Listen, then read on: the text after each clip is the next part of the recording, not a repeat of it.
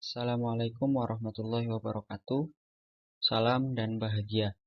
Perkenalkan, nama saya Muhammad Iqbal Maulana Sigit. Pada kesempatan kali ini, saya akan mencoba kampanye tentang perilaku adiksi internet dalam rangka memenuhi tugas psikologi adiksi. Yang pertama-tama, mari kita kenali dulu apa sih itu pengertian daripada adiksi internet. Perlu kita ketahui bahwa adiksi internet merupakan dua susunan kata. Yang pertama adalah adiksi dan yang kedua internet. Pengertian daripada adiksi sendiri itu adalah suatu bentuk gangguan perilaku yang cenderung merusak akibat penggunaan terhadap sesuatu secara berlebihan. Nah, kemudian apabila kita gabungkan terhadap adiksi internet, maka dapat kita berikan pengertian bahwa adiksi internet adalah suatu bentuk gangguan perilaku yang cenderung merusak akibat penggunaan dari internet secara maladaptif atau berlebihan. Selanjutnya, ada jenis-jenis kecanduan internet, yaitu ada kecanduan daripada media sosial, cybersex atau cyberporn, game online, online shop, dan penggunaan internet bermasalah lainnya.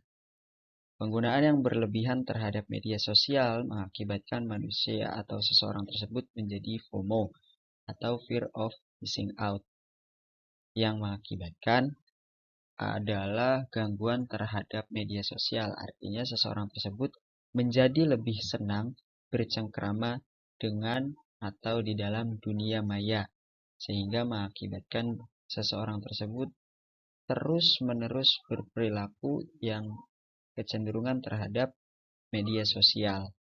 Kemudian ada cybersex dan cyberporn, yaitu penggunaan yang maladaptif terhadap situs-situs atau pengunjungan terhadap situs-situs tertentu yang tidak semestinya dilihat.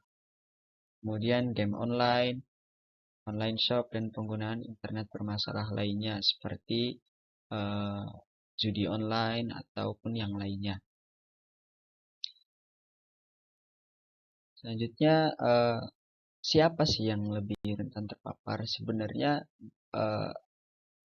perilaku adiksi ini terpapar atau bisa mengenai atau bisa menjangkit siapapun tanpa pandang bulu. Artinya, selama seseorang tersebut semakin sering terpapar terhadap internet, maka besar kemungkinan orang tersebut akan mengalami perilaku adiksi. Seperti beberapa penelitian yang telah disebutkan, bahwa remaja itu lebih rentan terpapar. Kenapa? Karena pada usia remaja itu kan masa transisi dari yang kanak-kanak menuju dewasa.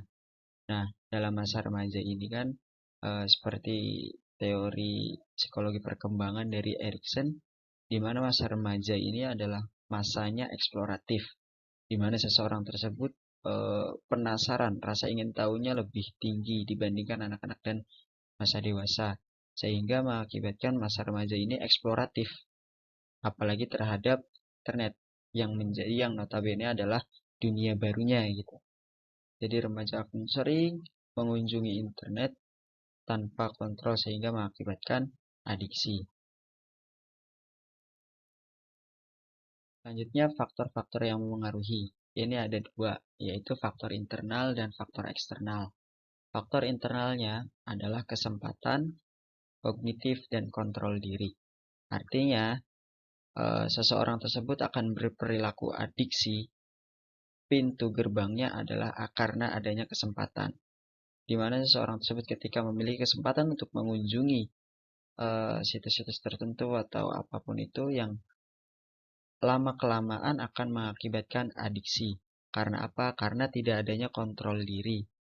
Karena merasa senang dan puas terhadap penggunaan internet, jadi terus-menerus menggunakan internet terhadap segala sesuatu. Akhirnya seseorang tersebut mengakibatkan perilaku adiksi.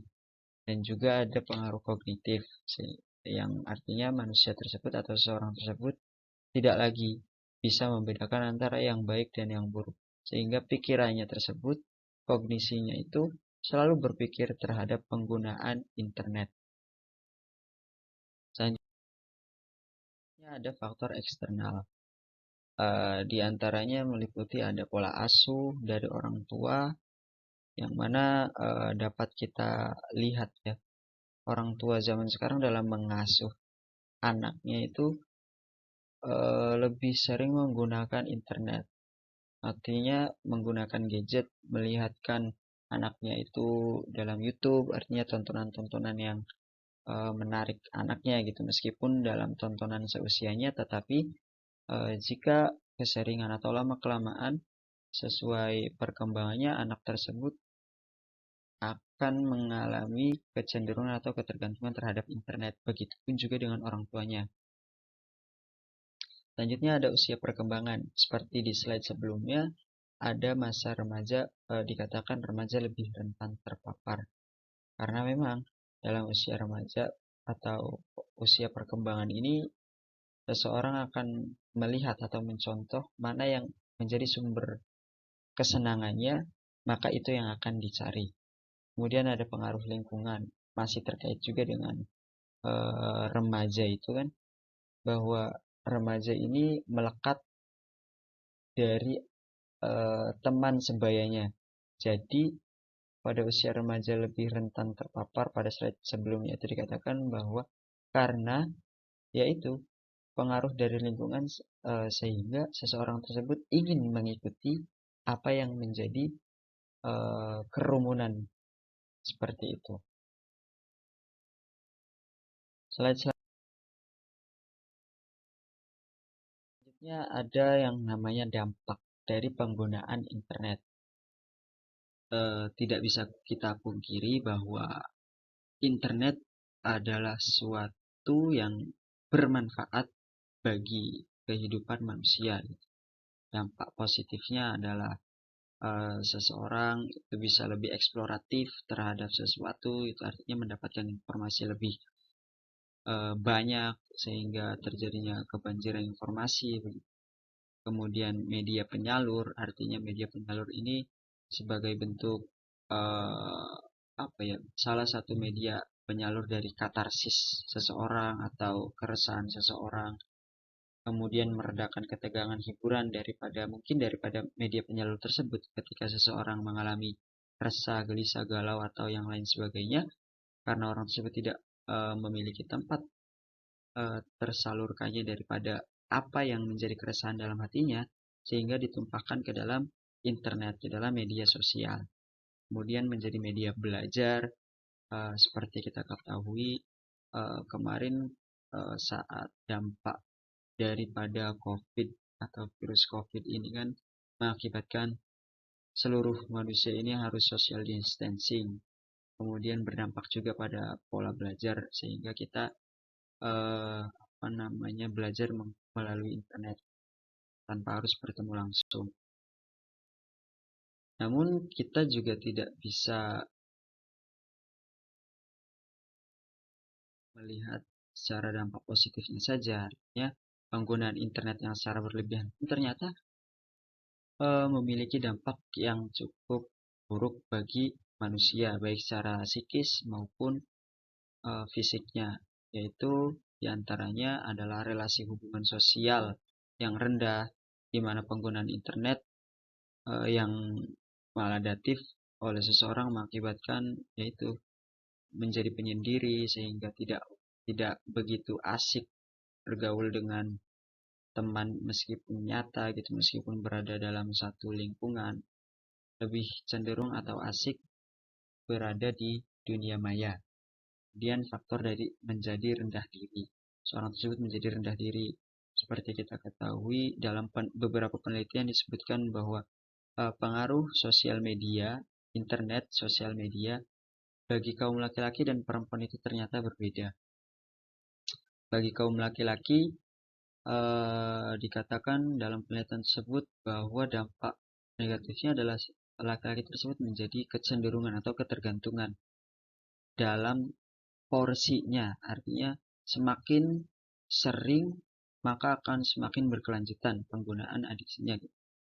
Apabila dalam perempuan maka rendah diri, kayak seperti contohnya uh, pada TikTok, perempuan jadi lebih tidak malu menunjukkan hal-hal yang tidak mestinya ditunjukkan.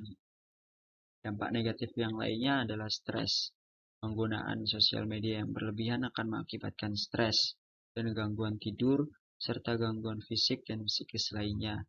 Juga terhadap gangguan terhadap potensi akademiknya gitu. Jadi dalam beberapa penelitian juga penggunaan game online terutama bagi laki-laki jadi sering begadang, artinya tidak fokus terhadap belajarnya, menjadi tidak fokus, menjadi sulit berkonsentrasi dan lain sebagainya. Maka dari itu perlu kita ketahui sebagai pribadi, sebagai orang tua terhadap anak-anaknya supaya mengontrol penggunaan daripada internet. Bahwa memang internet itu banyak manfaatnya, tapi jangan terlena dan jangan terbuai akan manfaat yang diberikan. Kita juga harus melihat sisi buruknya bahwa penggunaan internet yang berlebihan itu akan mengakibatkan gangguan fisik maupun psikis dan sosial yang tidak bisa dipandang remeh. Maka, mari cegah penggunaan internet yang berlebihan dan jadilah pengguna internet yang bijak. Sekian dan terima kasih. Assalamualaikum warahmatullahi wabarakatuh.